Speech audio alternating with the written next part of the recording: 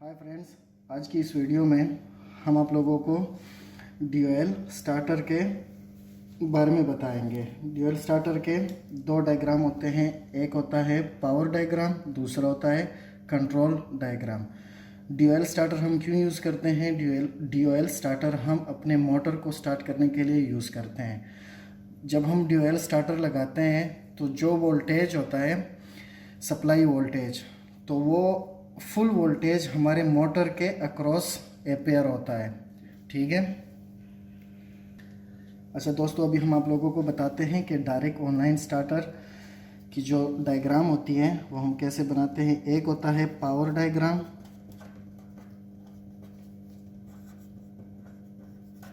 दूसरा होता है कंट्रोल डायग्राम।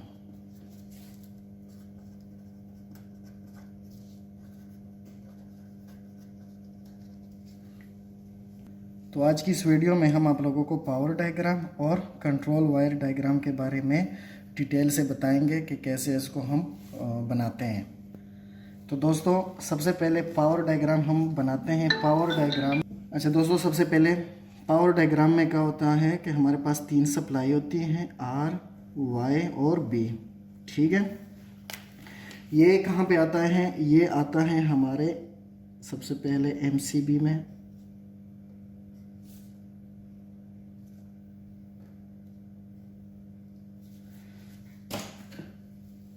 इधर हम लाइन पे आर, मतलब ये रेड फेज है, ये येलो है और ये ब्लू है।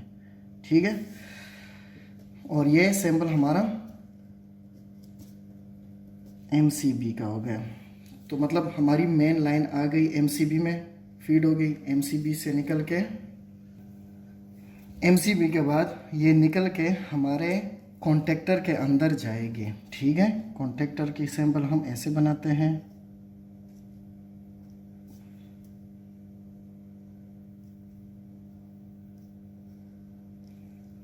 ठीक है दोस्तों।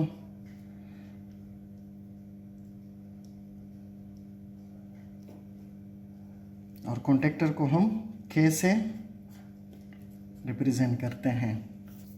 कॉन्टेक्टर से दोस्तों हमारे निकल के हमारे आगे जो हम लगाएंगे उसको बोलते हैं थर्मल ओवरलोड रिले। ठीक है।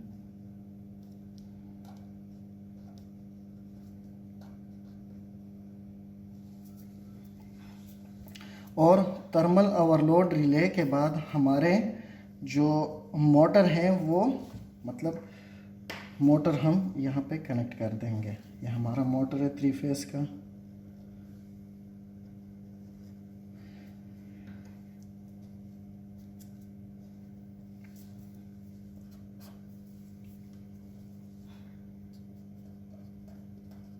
थर्मल ओवरलोड रिले, इसको हम OLR भी बोलते हैं शॉर्ट फॉर्म में।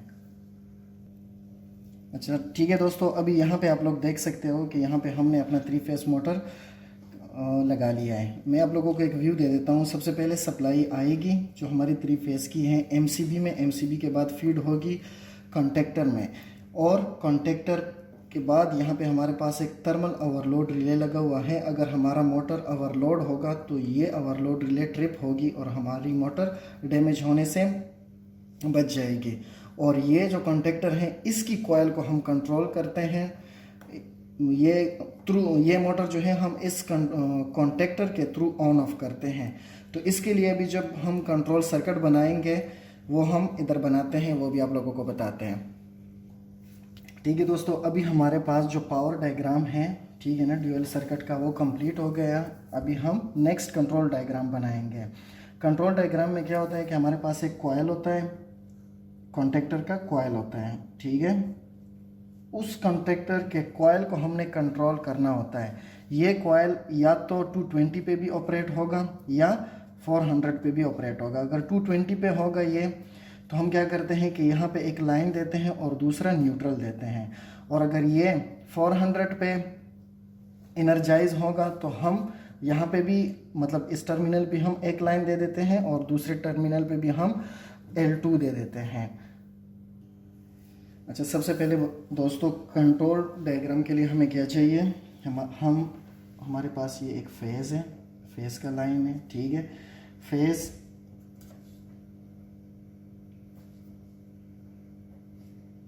यहाँ से हम एक केबल निकाल के, ठीक है ना, हम MCB में लगा लेंगे, सही है, सिंगल पोल की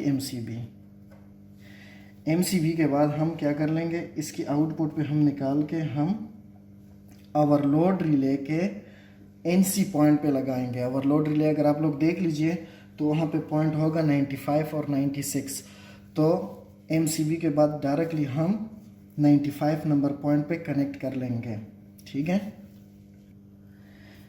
दोस्तों। MCB के बाद हमारा जो पॉइंट है वो ओवरलोड रिले के 95 मतलब NC पे लग जाएगा, और वहाँ पे आप लोग देख सकते हो कि 95 नंबरिंग लिखी होगी। यहाँ से फिर अभी हम 96 से ये पॉइंट 96 के आप लोग निकाल के हमारे पास जो नॉर्मली क्लोज का एक पुश बटन होगा रेड टाइप का, वहाँ पे आप लोग कनेक्ट कर लोगे, ठीक है। ये हमारे पास जो NC का पुश बटन है ये हम यहाँ पे लगा लेंगे, ठीक है।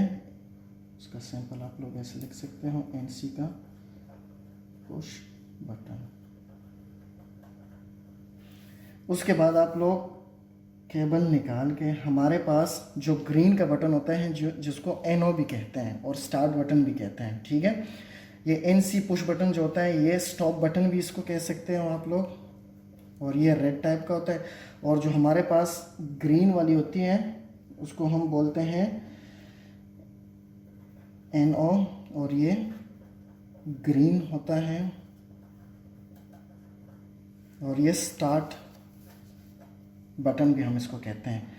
इसके बाद दोस्तों आप लोग क्या कर लोगे, हमारे पास जो कॉन्टेक्टर होता है ना,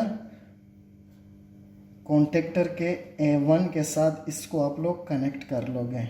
जो A1 कॉयल है जहाँ पे हमने आप लोगों को बताया था ये, ठीक है, यहाँ पे आप लोग A1 के साथ कनेक्ट कर लोगे और A2 पे आप लोग न्यूट्रल कनेक्ट कर लोगे। अभी हमारा तो ये सारा डायग्राम हो गया, लेकिन जैसे ही हम क्या करते हैं MCB को क्लोज कर लेते हैं, हमारा करंट को पाथ प्रोवाइड होता है। और नॉर्मल केस में मतलब अगर हमारा मोटर ओवरलोड भी नहीं होता है तो करंट ऐसे आएगा, ठीक है ना, NC पे निकल के हमारे पास जो पुश बटन होगा ये ऑलरेडी क्लोज ही होता है, यहाँ पे करंट आएगा। जब भी हम इस ग्रीन बटन को दबाएंगे तो ये भी NC हो जाएगा और करंट को पाथ मिल जाएगा जो कॉन्टेक्टर है उसके कॉइल को, तो ये A1 पे आ जाएगा और हमारा मोटर स्टार्ट हो जाएगा। लेकिन जैसे ही हम ये NO बटन को छोड़ दे दें तो क्या हो जाएगा कि दोस्तों हमारा यहाँ पे फिर डिस्कनेक्ट हो जाएगा पाथ और हमारा मोटर स्टॉप हो जाएगा। तो इसके लिए हम लेते हैं एक होल्डिंग पॉइंट, ठीक है। होल्डिंग पॉइंट हम क्यों लेते हैं वो भी मैं आप लोगों को समझा देता हूँ। होल्डिंग पॉइंट हम इसलिए लेते हैं कि अगर मैं इस पुश बटन को छोड़ भी दूं, मतलब एक बार उसको पुश कर दूं और उसको रिलीज़ कर दूं, तो तब भी हमारा ये जो A1 है कॉन्टेक्टर है वो एनर्जाइज होगा और हमारे मोटर को सप्लाई जाएगी, ठीक है। तो वो अभी मैं आप लोगों को समझाता हूँ। तो दोस्तों होल्डिंग के लिए अभी हम क्या करते हैं, होल्डिंग के लिए जो हमारे पास ये NO का ग्रीन बटन है ना, यहाँ से हम यहाँ से भी एक वायर ले लेंगे और जो NC का पुश बटन है ना यहाँ से भी आप लोग ले सकते हो, लेकिन जो करीब वाला पड़ता है आप लोग वहाँ से ले लोगे, ठीक है।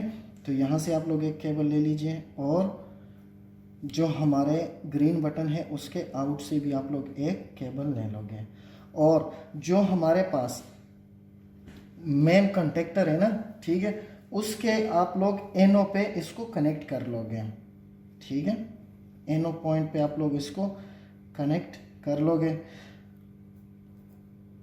तो अभी क्या होगा दोस्तों कि जैसे ही आप लोग इसको रिलीज़ कर दोगे ना, तो ये A1 जो कॉन्टेक्टर का कॉयल है ना, ये पैरेलल पाथ इसको प्रोवाइड होगा।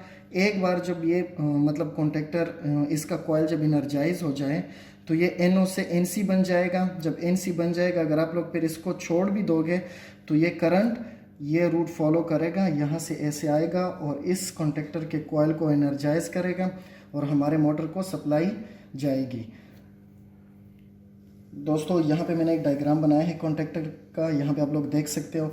नॉर्मली क्या होता है, ये जो A1 कॉयल है ना, ये वाला देख लीजिए, ये जब एक बार आप लोग इस पुश बटन को दबा लेते हो तो करंट यहाँ पे आ जाता है और ये इनर्जाइज हो जाता है। तो सेम ये कॉन्टेक्टर, ये NO जो है ना, ये NC बन जाएगा और ये NC NO बन जाएगा। अब जब ये NO NC बन जाएगा, यहाँ पे आप लोग देख सकते हो, तो इस A1 के अक्रॉस आप लोगों को मतलब दोनों केबलों पे सप्लाई आएगी, लेकिन चूंकि सोर्स एक ही होगा तो इसलिए कोई प्रॉब्लम नहीं है। तो अगर आप फिर इस पुश बटन को छोड़ भी देते हैं तो ये NO जो है ना, ये कॉन्टेक्टर का, ये NC बन चुका होगा, ठीक है। तो आपकी सप्लाई का जो रूट होगा वो ऐसे आएगा, सही है, और इस कॉइल को एनर्जाइज करेगा।